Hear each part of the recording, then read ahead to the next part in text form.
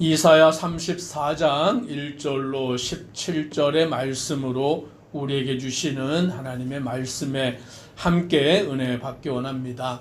하나님께서는 천지를 말씀으로 창조하시고 온 세상 만물을 다스리시고 주장하시는 분이 하나님이신 줄 믿습니다. 그래서 오늘 본문의 말씀에도 1절에 열국이여 너희는 나와 들을지어다. 민족들이여 귀를 기울일지어다. 땅과 땅에 충만한 것 세계와 세계에서 나는 모든 것들이여 들을지어다 라고 말씀합니다. 열국과 민족들과 땅에 충만한 것과 세계에서 나는 모든 것들을 향하여서 하나님이 말씀하실 때에 그것을 듣고 그와 같이 나아가야 할 것을 말하여 주고 있는 것입니다. 하나님의 말씀으로 온 천지 만물이 창조가 되고 이 세계의 모든 것이 하나님의 경영하심대로 운행되어져 나아가는 줄 믿습니다. 그런데 사람이 교만하여져서 하나님을 알지 못하고 하나님을 경외하지 아니하고 자기의 생각과 자기의 욕심에 빠져서 살아가는 그와 같은 인생들이 되어버림으로 말미암아 2절의 말씀에 보니 대저 여호와께서 열방을 향하여 진노하시며 그들의 만군을 향하여 분내사 그들을 진멸하시며 살육당하게 하신즉이라고 말씀합니다. 오늘 하나님을 떠나서 하나님을 경외하지도 아니하고 하나님을 알지도 아니하고 자기의 원하는 대로 살아가는 그 만국, 그 열국 모든 자들을 하나님이 진노하셔서 심판하신다라고 말씀하십니다. 오늘 하나님의 심판 앞에 견딜 수 있는 자는 아무도 없다라는 것이죠. 하나님의 심판이 얼마나 큰지 그 심판 앞에 설 때에는 모든 것들이 다 녹아버리게 되는데 4절에 이렇게 말씀합니다. 같이 한번 읽습니다. 하늘의 만상이 사라지고 하늘들이 두루마리같이 말리되 그 만상의 쇠자나미 포도나무 잎이 마름 같고 무화과 나무 잎이 마름 같으리라. 오늘 하나님의 심판 앞에서 하늘의 만상이 사라진다라고 말합니다. 여기서 하늘의 만상은 하늘에 있는 해와 달과 별들을 말하는 것이죠. 오늘 지금 우리가 살아가는 이 세상 가운데서 해와 달과 별들은 항상 있잖아요.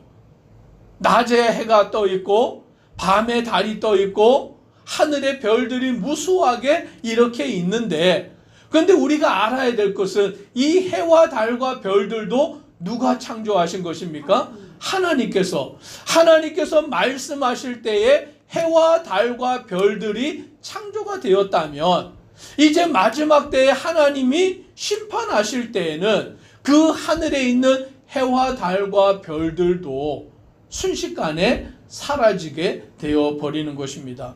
또 하늘들이 두루마리같이 말리되라고 말합니다. 즉 우리가 이렇게 보면 하늘이 있잖아요. 그래서 하늘을 바라보면서 야 하늘이 참 푸르다. 야 하늘이 진짜 높다. 뭐 이러면서 우리가 이야기를 하는데요. 오늘 그 하늘이 두루마리가 말리듯이 사라져버린다라고 말씀합니다. 언제요? 하나님이 심판하실 때, 하나님이 진노하셔서 심판하실 때에 이 하늘의 해와 달과 별들도 그 하늘도 다시 말하면 우주의 모든 것들이 한순간에 사라져버린다라고 말씀하십니다. 즉 하나님은 세상을 창조하신 분이시고 또 하나님은 이 세상을 심판하여 멸하시는 분이시다라는 것을 우리는 알게 되는 것입니다. 그런데 왜 이 말씀을 하시냐라고 할 때에 5절 말씀을 우리 같이 함께 읽습니다. 여호와의 칼이 하늘에서 족하게 마셨은즉 보라 이것이 에돔 위에 내리며 진멸하시기로 한 백성 위에 내려 그를 심판할 것이라. 아멘. 하나님이 온 세상 만물을 창조하셨고 온 세상 만물을 심판하시는 분이신데 오늘 이 말씀을 하신 이유는 에돔이라는 나라를 향하여 하나님의 진노와 하나님의 심판이 임할 것이다 라는 것을 말하여 주고 있는 것입니다. 오늘 이 에돔이라는 나라가 어떤 나라입니까? 그 에돔의 조상을 이렇게 올라가 보면 누가 나오냐면 에서가 나오는 것이죠. 야곱, 이스라엘의 조상을 쭉 거쳐서 올라가면 누가 나옵니까? 야곱이 나오죠. 그런데 에서와 야곱은 어떠한 관계였습니까? 형제, 쌍둥이였잖아요. 이삭, 리브가가 자녀를 낳았는데 뱃속에 쌍둥이가 있어서 그 태어나 보니까 에서가 태어나고 야곱이 태어난 거예요. 오늘 그러니까 이 에서의 후손인 에돔은 이 이스라엘과 형제가 된 나라, 같은 피를 물려받은 나라인 것이죠. 그런데 이 에돔이라는 나라가 왜 하나님의 심판을 받게 되었냐면 이 야곱의 후손 이스라엘의 백성들을 긍휼히 여기지 아니하고 오늘 그들을 괴롭히고 이스라엘 백성들이 고난을 당할 때 그것을 기뻐하고 즐거워하였기 때문에 하나님은 이 에돔이라는 나라를 심판하신다라고 말씀합니다. 그래서 6절에 보니 여호와의 칼이 피 곧 어린 양과 염소의 피에 만족하고 기름 곧 순양의 콩팥 기름으로 윤택하니 이는 여호와를 위한 희생이 보스라에 있고 큰 살육이 에돔 땅에 있음이라 라고 말합니다. 보스라는 에돔이라는 나라의 수도예요. 우리나라의 수도가 서울이잖아요. 그러니까 그 수도는 모든 것이 다 집중되어져 있는 곳인데 오늘 그곳에 하나님의 심판과 또 에돔 땅 전체에 하나님의 심판이 있으므로 그 나라가 온전히 멸망을 당한다라고 말씀합니다. 오늘 8절에 이렇게 말씀합니다. 같이 읽습니다. 이것은 여호와께서 보복하시는 날이요 시온의 송사를 위하여 신원하시는 해라라고 말씀합니다. 여호와께서 이 에돔 땅에 보복을 하신다. 오늘 그 원수를 갚으신다라고 말씀하는 거예요. 그런데 왜 하나님이 에돔 땅에 보복을 하시냐? 에돔 땅에 원수를 갚으시냐? 그 이유가 나오기를 시온의 송사를 위하여 신원하시는 해라라고 말씀합니다. 시온이 어디입니까? 예루살렘이죠. 예루살렘을 다른 말로 시온이라고 말하는데 이 시온, 즉 예루살렘, 다시 말하면 이스라엘 백성들이 하나님 앞에 기도하는 거예요. 하나님, 우리가 이 땅에서 고통을 당하고 있습니다. 이 땅에서 고난을 당하고 있습니다. 그런데 우리의 형제된 나라 저 에돔이라는 나라는 우리를 긍휼히 여기지 아니하고 우리를 도와주기는커녕 우리의 고난을 기뻐하고 즐거워하고 조롱하고 있고 우리를 공격하고 있습니다. 하나님, 우리의 이 원한을 갚아주시옵소서라고 시온, 즉 예루살렘의 백성들이 하나님께 기도한 것을 하나님이 어떻게 하셨다고요? 들으시고는 에돔에 보복하신다라고 말씀하는 거예요. 이 말씀은 우리가 어디서 들어본 말씀이잖아요.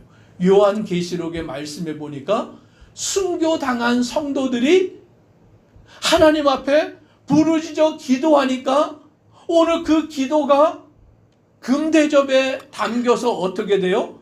천사가 가지고 하나님의 보좌로 올라가서 하나님께로 그 기도를 가지고 가잖아요. 그래서 그 기도가 하나님께 올라갔을 때 하나님이 요한계시록에서 처음에는 지금은 기다리라 라고 말씀을 하셨는데 나중에 후반에 가면 그들의 기도를 들으시고 신원하셔서 오늘 그 순교자들의 기도, 그들의 탄원을 들으시고 하나님이 이 땅에 원수된 자들을 심판하시는 그 말씀을 보게 되는 거예요. 오늘 이 이사야서의 말씀에도 동일하게 그 말씀이 나와 있는 것입니다. 그래서 에돔 땅에 하나님이 심판하시는데 이 에돔이라는 나라는 어디에 나라를 건설했냐면 바위 위에다가 지었어요. 높은 곳에다가 지었어요. 그래서 그 나라는 천혜의 요새여서 그 나라를 공격해서 그 나라를 정복하기 어려운 그와 같은 곳이 에돔이었던 것입니다. 그러니 그들은 교만하고 누가 우리나라를 멸할 수 있겠냐, 그러면서 그들은 이스라엘의 고난을 기뻐하며 즐거워했는데 하나님이 심판하시니까 어떻게 되느냐. 9절에 이렇게 말합니다. 에돔의 시내들은 변하여 역청이 되고 그 티끌은 유황이 되고 그 땅은 불붙는 역청이 되며 라고 말합니다. 이 장면도 어디에서 기억나지 않습니까?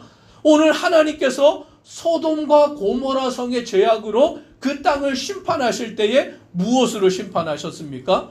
유황의 불로서, 하늘에서 유황의 불이 내려서 소돔과 고모라 성을 태워버리신 거죠.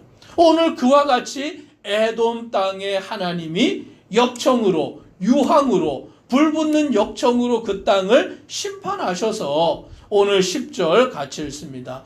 낮에나 밤에나 꺼지지 아니하고 그 연기가 끊임없이 떠오를 것이며 세세에 황무하여 그리로 지나갈 자가 영영이 없겠고.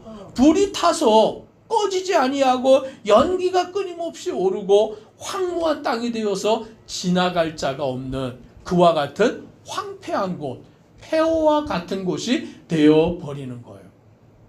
사람이 살 수 없는, 그래서 이제 그 땅에는 무엇만 사냐면 짐승들만 살아가는 그와 같은 모습이 되어버리는 것입니다.